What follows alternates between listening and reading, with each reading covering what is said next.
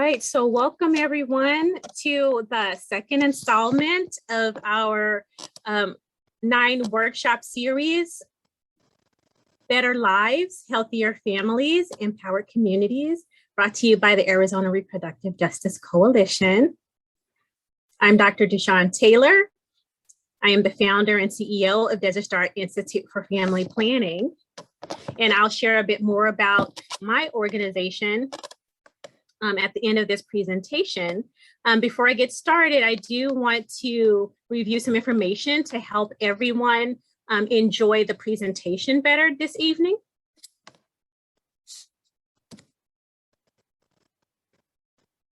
And so we do have Spanish interpretation for this in each of our workshops in the series. So you'll see a globe in the bottom of your screen. And you want to click on interpretation and choose your language.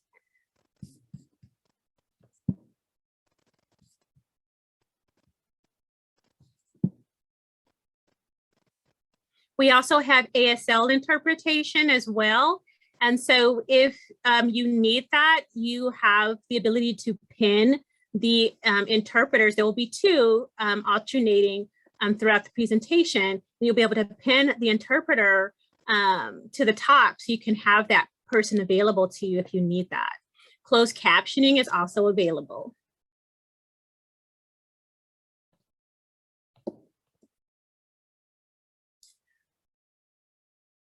My program assistant for the Institute, Taylor, will be monitoring the chat for me if any questions come up. And there will be a time during this presentation for questions.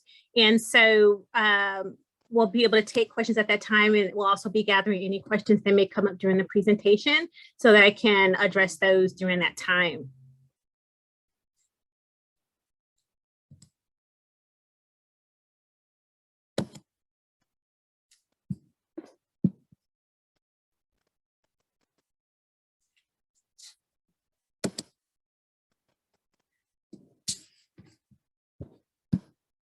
And so my topic this evening is sex, birth control, and reproductive justice.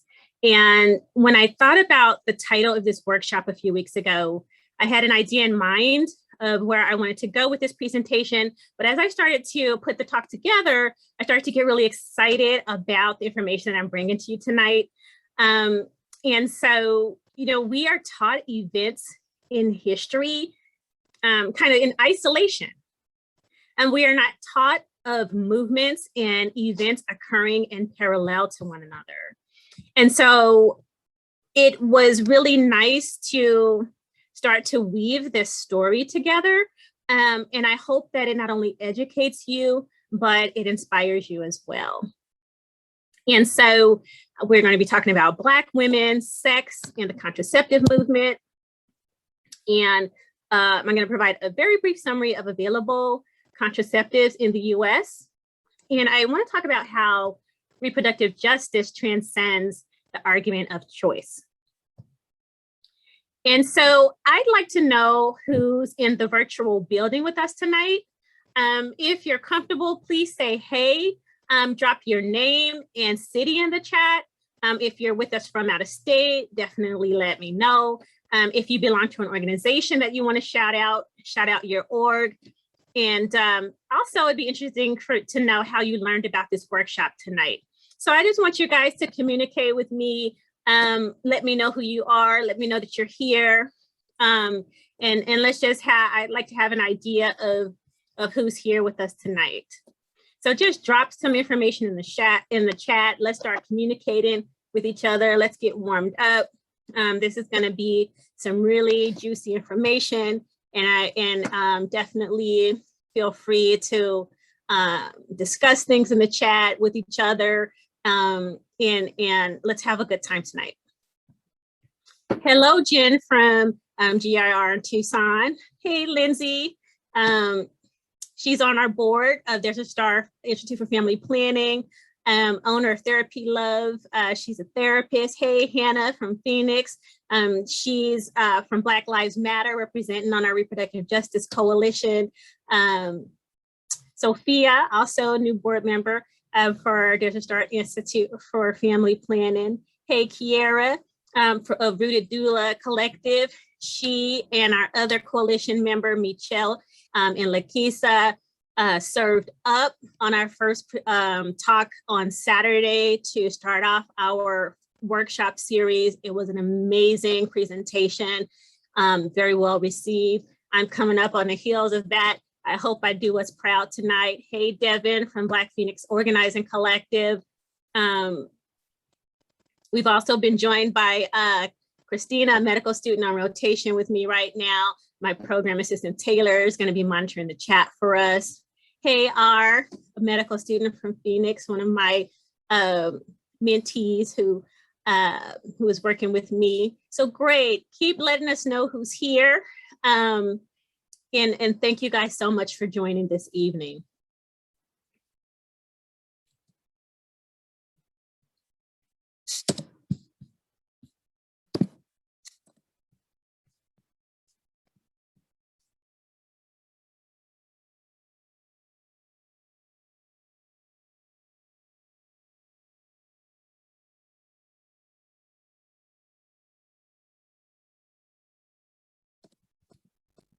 The birth control movement reflects the convergence of a dark history of sexual and reproductive abuse and Black women's fight for bodily autonomy and reproductive control. On the slide here is an artistic depiction of a stereotypical Jezebel.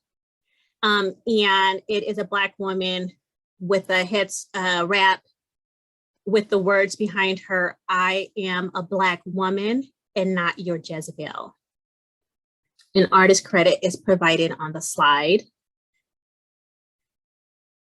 During slavery, enslaved Black people were subjected to many acts of legalized sexual and reproductive violence.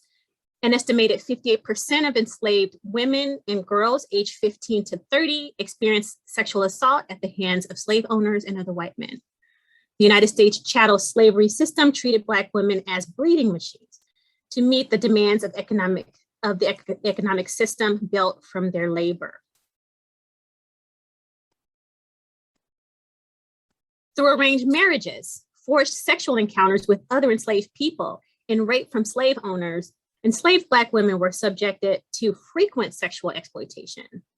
They were not given a choice when it pertained to their sexuality and reproductive rights, who they had sexual relationships with, when, and the outcomes of those relations.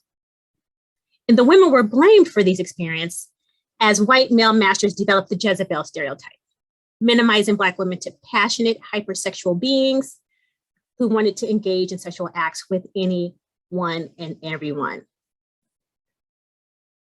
In resistance to slavery, and specifically sexual oppression, Black enslaved women often resorted to their own forms of abortion and contraception.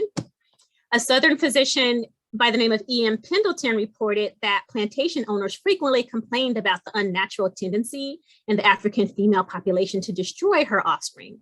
Whole families of women failed to have any children. The women drew upon African folk remedies to concoct medicines that would be shared and spread throughout the enslaved women community. In 1865, freedom was granted to enslaved Black people with the Emancipation Proclamation, but Black codes and the laws of Jim Crow arose to continue to oppress and suppress the Black community. The sexual and reproductive abuses only continued as rape laws only protected white women, a direct threat to both Black women and men. Black women and men were victims of public lynchings, many of which involved the gang rape and genital mutilation of Black women. Following the emancipation, Black Americans no longer served much economic gain to white Americans. Growing African American populations were perceived a threat by white people. Consequently, beginning in the early 1900s, another form of Black population control emerged: forced sterilization. Eugenics programs saw an emergence across the nation to control Black population growth via coerced sterilizations. And this slide depicts a map showing the legislative status of eugenics-based sterilization in the United States in 1935. And so it shows a map of the United States.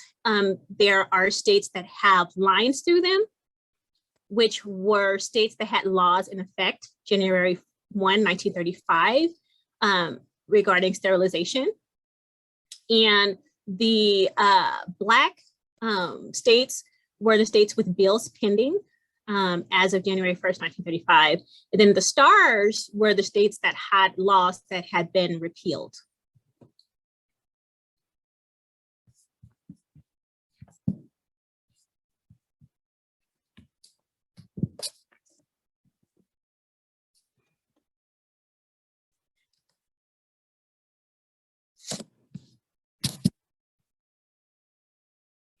Now, contraception was legal in the United States throughout most of the 19th century. But in the 1870s, a social purity movement grew. This was composed primarily of Protestant moral reformers and middle-class white women. This was a campaign that attacked contraception, among other things, which was viewed as an immoral practice that promoted prostitution and venereal disease. And at that time, many Americans were opposed to birth control because they believed that it promoted promiscuity, lust, and gave the approval to men to pursue greater sexual urges outside of their marriages.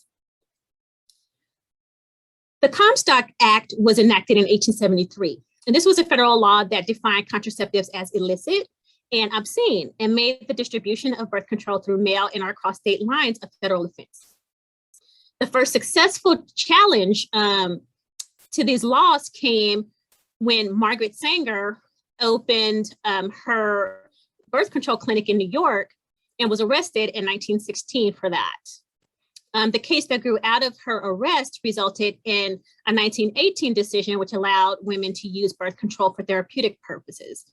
And so what you see on this slide here is a photo of several women and their children outside of the building where Margaret Sanger opened up the first birth control clinic.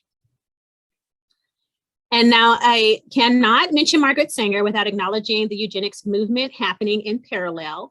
Sanger and other advocates endorsed negative eugenics, which meant discouraging procreation of quote unquote inferior persons. The dominance of whites in the contraceptive movement, in the leadership of the contraceptive movement and the medical staff of these clinics resulted in accusations of racism from Black folks and the suspicion that genocide would be a consequence of large-scale adoption of birth control. Now, these suspicions did get misinterpreted by some of the white birth control advocates as a lack of interest in contraception. However, in spite of these suspicions, many African-American leaders supported efforts to supply birth control to African-Americans, to the African-American community. In 1929, James Hubert, a Black social worker and leader of New York's Urban League, reached out to Sanger to open a clinic in Harlem. And Sanger did secure funding for this clinic through the Julius Rosenwald Fund and opened the clinic staffed with African-American doctors in 1930. The clinic was guided by a 15-member advisory board consisting of African-American doctors, nurses, clergy, journalists, and social workers. And W.E.B. Du Bois served on the board of the Harlem Birth Control Clinic as well. And he addressed the issue of birth control as a means of empowerment for African-Americans in an article he wrote called Black Folk and Birth Control. And if you Google that, you can, some photographs of the actual original transcript come up as well. Thanks, DeShawn. Du Bois believed that voluntary birth control could serve as a way for Blacks to plan their families and secure their economic futures by not producing more children than the family could afford.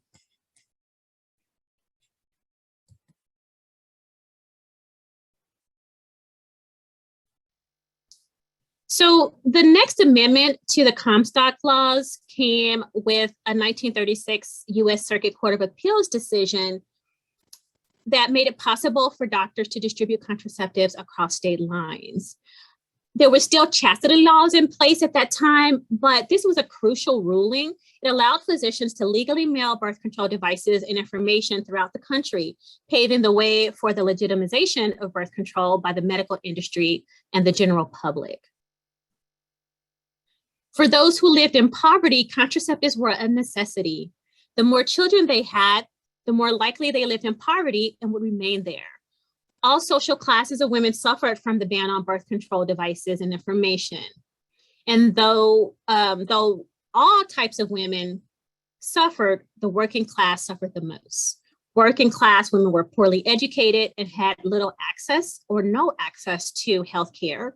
And their cultural and religious beliefs taught them to be obedient and to not deny sex to their husbands. And they were also denied information from the medical establishment on birth control.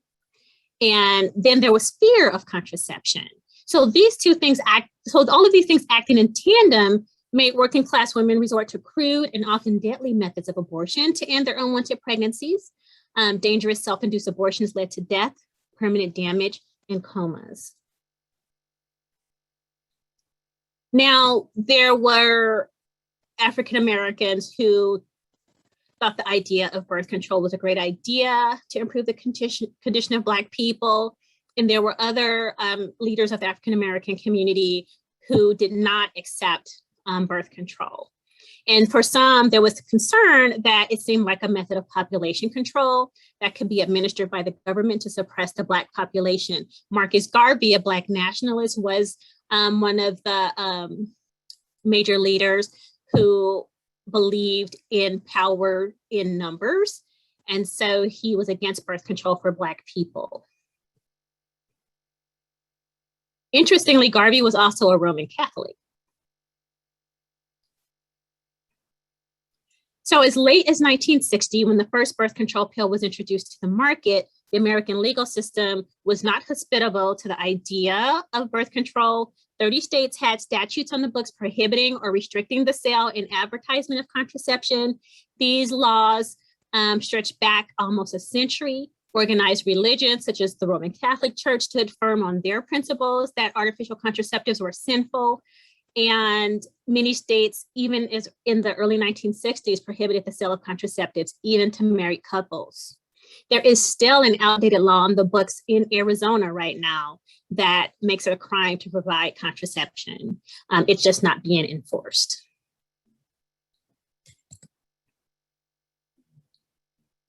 So in the landmark decision, Griswold versus Connecticut in 1965, the Supreme Court ruled that these laws were unconstitutional. Setting a precedent, the court determined that a fundamental right to privacy exists between the lines of the Constitution. And so prohibiting contraceptive choice violated this sacred right. Prohibitive laws were extended to unmarried couples in 1972, 1 year before abortion was legalized. So now, while the right was won for more widespread use of birth control, sterilization abuse of Black women and other women of color was rising and was reaching its height in the 1960s and 70s. Coinciding with the civil rights movement, a time period in which the Black community was beginning to gain political autonomy, it appeared that the government was trying to restrict Blacks' freedom through another channel, preventing Black women from becoming mothers. In 1970, Black women were sterilized at over twice the rate of white women, 9 per 1,000 for Black women as compared to 4.1 per 1,000 for white women. The issue of forced sterilization came to the forefront of activists and scholars' minds in the 60s and 70s when evidence of widespread sterilization abuse on women of color was uncovered. Disproportionate numbers of Black women among other minority groups like Puerto Ricans and Native Americans were receiving sterilizations, and many of these were completed in federally funded clinics.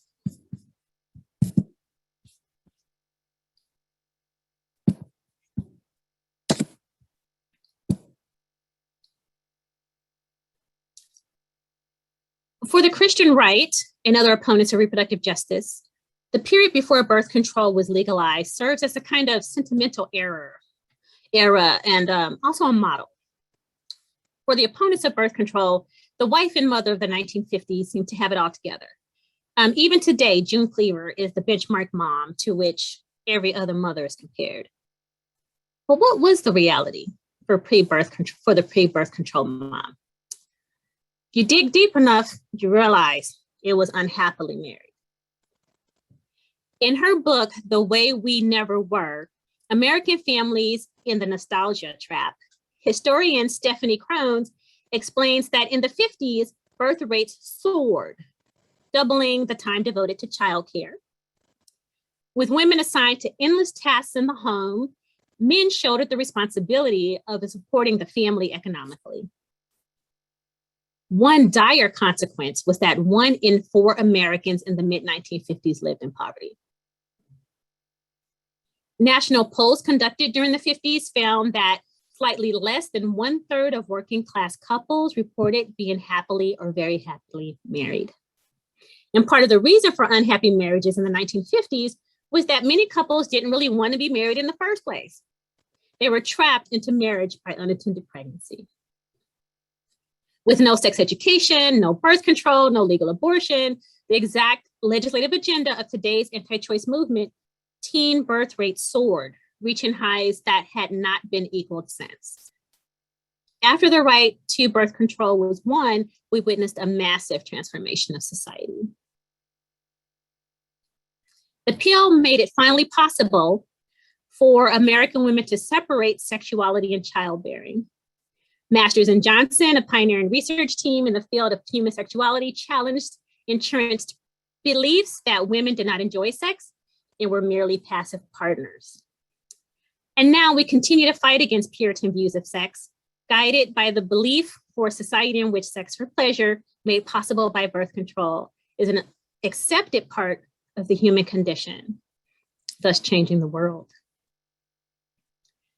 Now, before moving on to my brief discussion of available contraceptives, I am curious to know how many of you knew about forced sterilization of women of color before attending this presentation. So I'm launching a poll,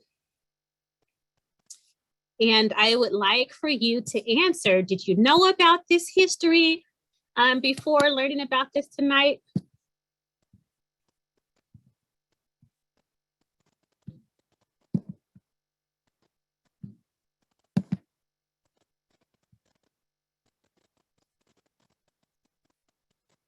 Okay. All right. Well, it's good to know that there's a good number of you, 85%, who were aware of this happening as part of our history. I see Annalise she had a surface level understanding, but this taught so much more. I'm so glad to hear that.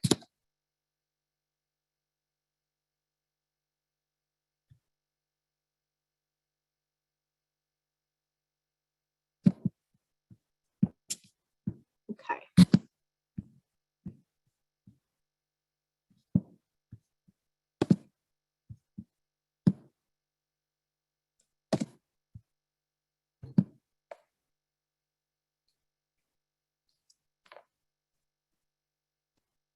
And so I'm a physician, so I can never talk about birth control and not talk about birth control. And so I wanted to, these next few slides are some brief information about available birth control methods.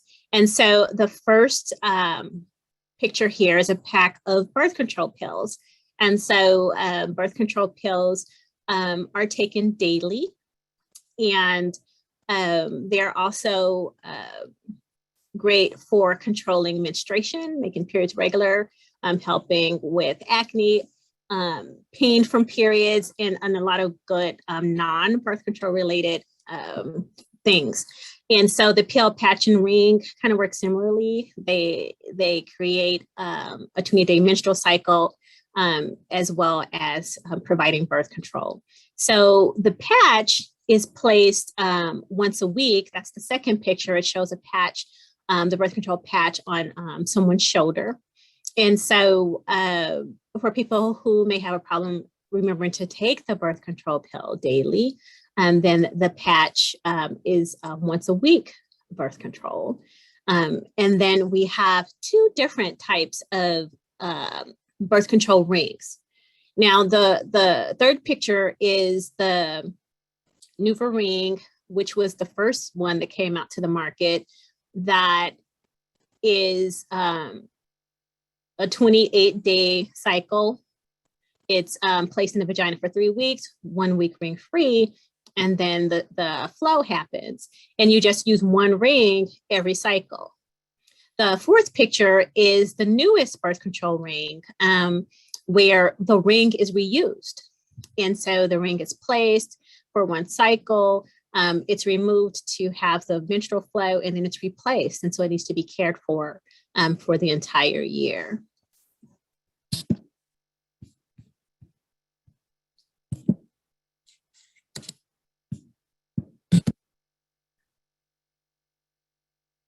And so on this slide, the first picture is of the Depo-Provera shot. This is the birth control shot that is given every 3 months. And then the next picture is of the birth control implant. The brand on the market is Nexplanon. It's just one single rod that's inserted under the skin of the upper arm. There may be people participating tonight who may remember the Norplant, which was multiple implants, and it was very difficult to remove, and it caused scarring. And so there are some bitter memories among patients who had that birth control and the providers who had to work hard to get them out when it was time. But this is definitely a wonderful improvement on that method of birth control. It is effective for now up to 5 years of contraception. We have the hormone releasing IUD next, is the third picture. There are a few different hormone releasing IUDs on the market, providing birth control up to 7 years. And then the last picture is the copper IUD, which provides birth control up to 12 years. Now, the IUD is abbreviation for intrauterine device. And so these are placed into the uterus by trained healthcare providers, as well as the Nexplanon implant is inserted by trained healthcare providers as well, and then also removed by trained healthcare providers. And so then we have our barrier methods. The first picture is of the male condom. And so these are the methods that you have to think about every time you have sex. And so of all of these methods, we kind of think of the male condom as the standard. It's the most effective, specifically latex male condoms. However, and also is very helpful for sexually transmissible infection prevention. We have the female condom that has an inner and outer ring that is a bit less effective than the male condom, but it's definitely great. The outer ring goes over the pubic area a little bit more, so it gives a little bit more protection against those sexually transmitted infections that can be passed on from skin to skin contact. The third picture is of the diaphragm. Diaphragms need to be fitted, and there are certain times when a diaphragm would need to be refitted. For example, if someone got fitted for a diaphragm after birth, then a few weeks out, they would need to go back and be resized for that.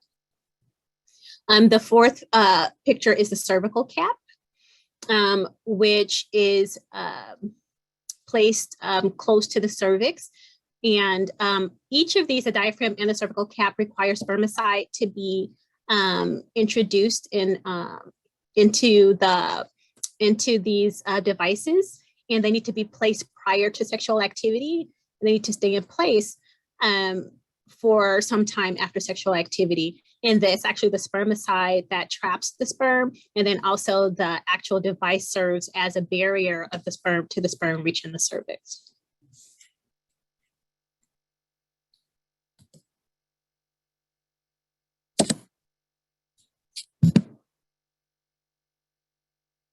And then the first picture on this slide is the sponge. And so there was a moment where the sponge went off of the market and it's made a comeback, but the sponge has spermicide in it. And so it is placed prior to sexual activity. And then it stays in place for some time after sexual activity. And again, the spermicide is trapping the sperm. And also the sponge is, it doesn't create too much of a barrier to the cervix because it's just basically placed vaginally and it doesn't cover the cervix at all. So it's really an opportunity to have spermicide and a little bit of a barrier of the sperm to the cervix. And then you have spermicide itself. That's the middle picture. And so the spermicide comes in suppositories, in gels, in creams, in films. And so it's spermicide by itself is not very effective, but it's definitely better than not having any type of birth control at all. It's definitely really paired really well with the barrier methods. And it's also, if someone's using withdrawal as their birth control method, having withdrawal with spermicide is also useful. The third picture is a tube filled with a newly FDA-approved contraceptive gel called Phexxi. This contraceptive gel is available by prescription, and it alters the pH of the vagina, which can be toxic to sperm, and that's how it provides its contraceptive benefit. And so we have withdrawal, which I mentioned, and so withdrawal requires a great deal of vigilance and control on the male partner's part to withdraw prior to ejaculation. And so it's really important that we validate people who use withdrawal as their birth control method, because they could not be doing anything at all and we'd see more pregnancies. So I always feel that it's important as healthcare providers that we acknowledge that people are making effort, right? Reproductive age people would be pregnant a whole lot more often than they are in general if they weren't doing anything at all to try to prevent pregnancy. Then the middle picture is a placeholder. It's we like to call sterilization for women tying the tubes. And so that's a reflection of that with that knot, but there's female and male sterilization and they're both extremely effective. Male sterilization though just requires a quick office visit. So, it's nice that more men are choosing vasectomies, but we would really like to see more. It's just a really quick office procedure and very little downtime for them. And then abstinence. Now, I have a little spiel about abstinence. Abstinence is great until you have sex, right? And so you never quite know when that is going to happen. So to really be able to know how effective abstinence is, it's effective until you have sex and you have unprotected sex that potentially can lead to pregnancy. And so my concern about abstinence is that the Congress has appropriated billions of dollars to abstinence-only education.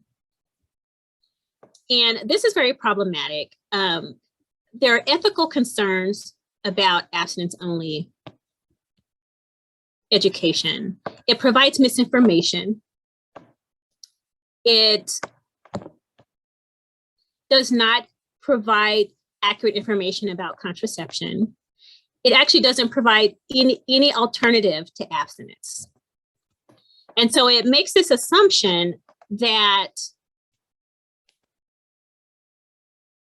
young people, specifically young women, are being asked to take total responsibility for their bodies without access to education that would teach them how to make safe choices. Abstinence-only programs respond to young people's reproductive and sexual health as a moral issue and not as a public health issue. Many of these programs completely disregard LGBTQ youth as sexual beings. And these policies are ethically problematic as they overemphasize or mistake the risk of contraception and fail to require the use of scientifically accurate information.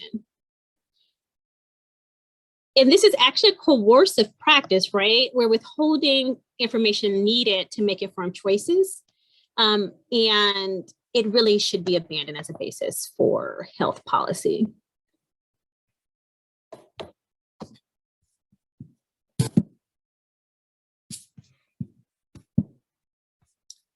And so I have another curiosity here. Before I transition from talking about the methods of birth control, now that we have a broad understanding of all of the methods of birth control, I would like to know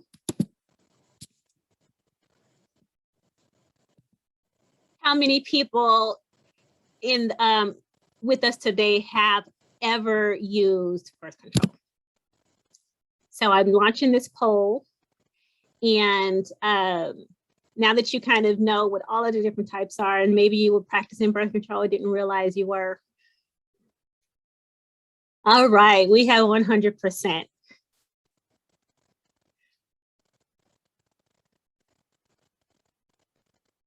And 88% of people responded. And I think I actually got ahead of myself because I do have a couple of more birth control slides. Let me do that. I kind of got on my soapbox on that abstinence only education. I have a couple other slides here. I definitely wanted to shout out emergency contraception. You know, it's that therapeutic option available to prevent pregnancy after a sexual act that was not adequately protected by a regular method of contraception. And so the first one is a copper intrauterine device, which can be inserted within 5 days of unprotected sex and then serve as ongoing birth control. And then you have your Plan B, emergency contraceptive pill. And then you have Ella, which is required to have a prescription for. But all of these are to be utilized within 5 days of unprotected sex to try to help prevent pregnancy. Excuse me. And so I have been talking a lot more with patients about the calendar method. And so what I'm showing here is the first picture is a calendar where we're determining the first day of the period, and then we're determining where the fertile days are, which would be the unsafe days to have unprotected sexual intercourse. And so this is kind of based on the fact that the average menstrual cycle is 28 days. People generally ovulate in the middle of that. And so we're giving 5-6 days before and after the suspected ovulation to provide this wide window to avoid sexual activity altogether, or at least use condoms, withdrawal, et cetera, to avoid pregnancy. And so then another way to do this is cycle beads. And so I have a picture of that. And more recently now we have apps that are also helping people track their periods. What's really important about the calendar method is that it works really well when a person has a regular cycle. So when people's cycles are irregular, then using the calendar method, including using apps, is not as effective. So I saw, I haven't really been looking at the chat, but I saw a comment about Plan B being 5 days. And so the thing with Plan B, so the recommendation is to always tell people to attempt emergency contraception within 5 days of unprotected sex, but the Plan B has been shown to work better when taken within 72 hours of unprotected sex.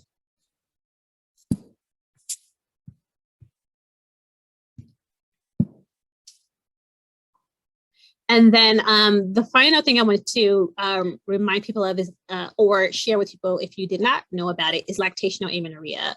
And so exclusive breastfeeding, meaning that breast milk is the only or almost the only source of nutrition, essentially breastfeeding on demand, is very effective contraception.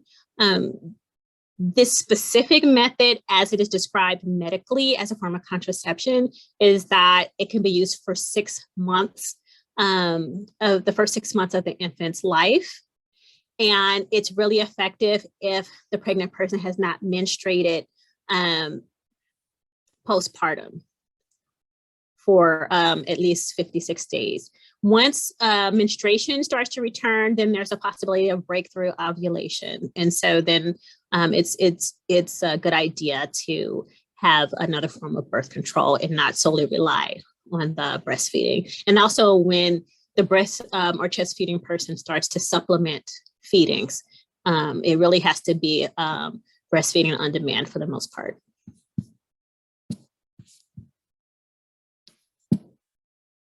Uh-oh, wrong way.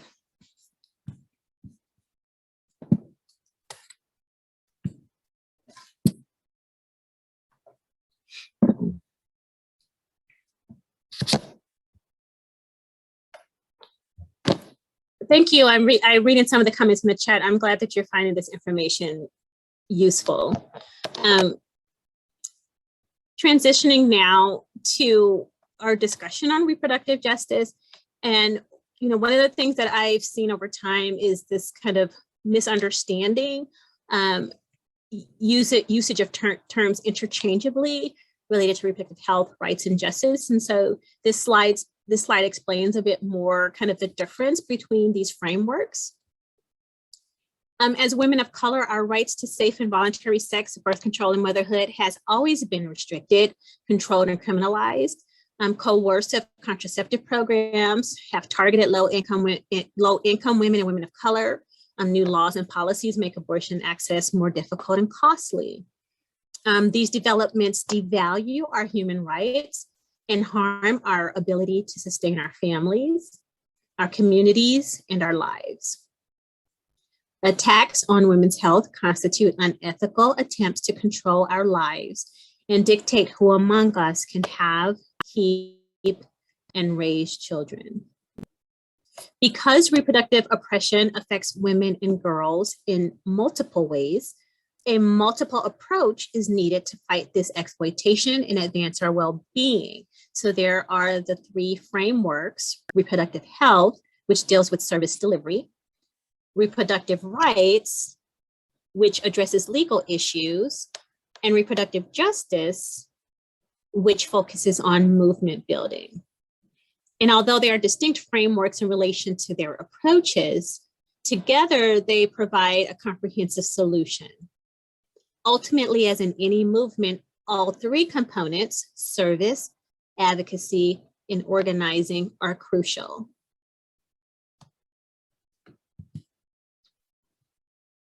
Reproductive justice is a framework created by the Women of African Descent for Reproductive Justice, a group that evolved into the well-known organization Sister Song. This group emerged in 1994 to surge a national movement that prioritized the needs of marginalized women and their families and communities. This framework analyzes how our ability to determine our own reproductive destiny is linked directly to the conditions of our community. And these conditions are not just a matter of individual choice and access.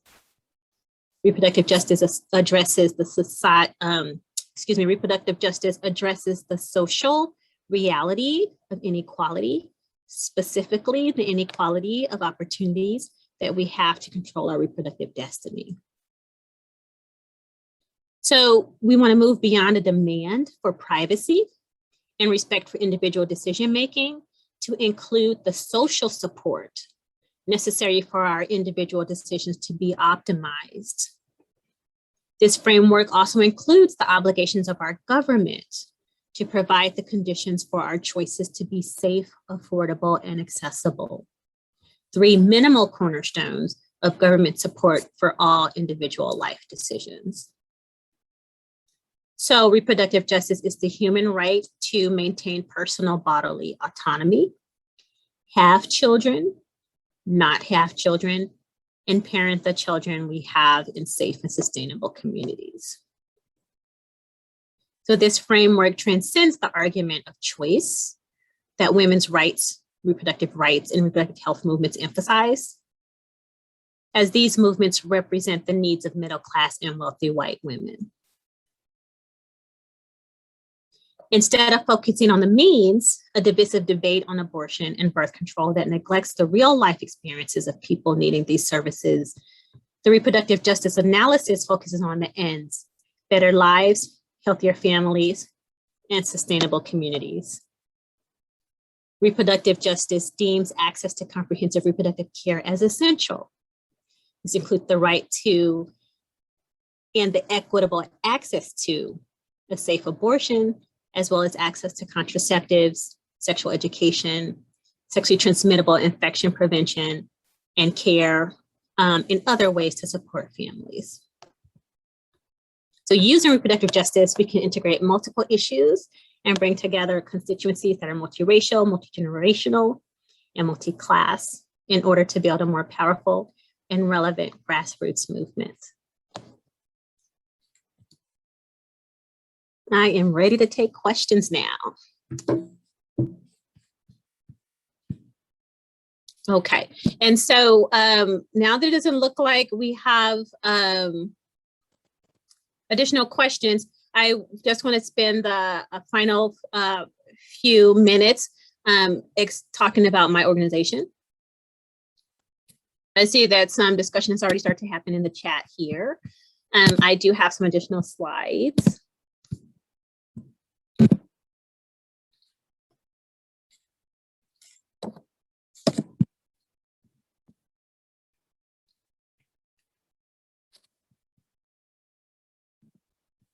And so as I mentioned, when I introduced myself, I am the founder and CEO of Desert Star Institute for Family Planning. And the mission of the organization is to create equitable access to reproductive health care for womb-bearing people while centering Black and Indigenous people of color. And so the organization was initially founded to support my training of the next generation of abortion providers. And so that's been a top priority of my organization. We're using a framework that focuses on the whole person, provides a unique understanding of the barriers historically marginalized people may encounter in medical communities where they've felt excluded. So the reproductive justice framework is front and center in how I care for people, and it's also front and center on how I train other future healthcare providers to care for people.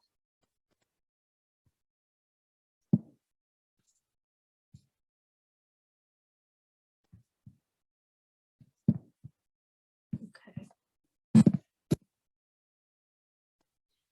And so we envision a world where access to the full range of just, dignified, and exceptional reproductive health care is available to people who become pregnant, regardless of their circumstances or zip code. And that also it's provided by healthcare professionals who advocate for reproductive health and justice in their communities. This is so very important. And, people have access to services, and, it's great when people get the services they need, but we also want people to feel seen, heard, and well cared for. We also want people providing this care to look out for their community and advocate for their community. And so, that's the work that we're also doing. And so, another priority of ours is to deliver educational content and programs that help people access reproductive health care and exercise autonomy over their bodies and lives. So we're wanting to hit this from a provider standpoint and also from a patient empowerment, a personal individual empowerment to exercise autonomy and build healthier lives.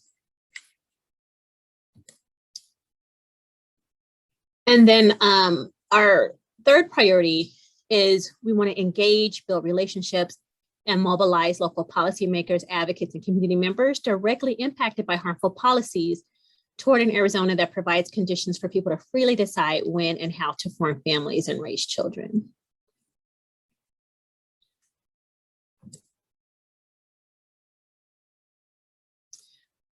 Through our programs, we want to improve access to information, services, and empower people in their decision-making regarding their reproductive health and wellness. So we have our next generation abortion provider program where we're filling gaps in medical education. We have our IUD access program where we're providing the Liletta intrauterine device to uninsured people. And we have our doula access program, which is our partnership with Rooted Doula Collective, providing access to doula services for low-income Black pregnant people.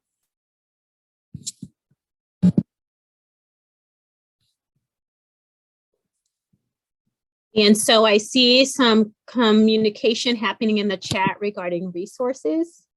I'll go ahead and drop a link of some resources that I pulled for this presentation after I do this final slide, which is the thank you. Thank you so much. Desert Star Institute for Family Planning is a founding member of the Arizona Reproductive Justice Coalition. We hope that you will join us for the remaining 7 workshops in this 9 workshop series. Thank you to our interpreters from Pro Bono ASL. Thank you to our Spanish interpreters who are going to be with us throughout, Maxima and Carla. Definitely get involved, donate at desertstarfp.org. Follow us on Instagram and Facebook. Those of you who have registered for this will be added to our email list. We will not spam you, we promise. Stay connected and subscribed for calls to action.